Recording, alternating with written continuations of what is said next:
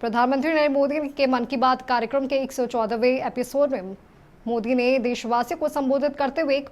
पेड़ मां के नाम लगाने की अपील की, जिसके बाद पाटलिपुत्र जंक्शन के प्रांगण में स्वच्छता अभियान के तहत पेड़ लगाया गया। मौके पर पूर्व केंद्रीय मंत्री रामकृपाल यादव, प्रदेश महामंत्री मिथिलेश तिवारी, जिला मंत्री गुड्डू सिंह सहित कई गणमान्य लोग मौजूद रहे। पाटलिपुत्र जंक्शन पर हम सभी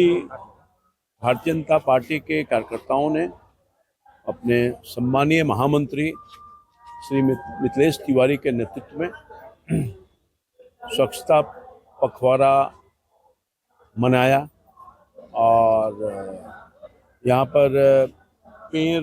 भी लगाने का हमने काम किया है। सेवा सप्ताह पखवाड़ा है मोदी जी के जन्म जयंती के अवसर पर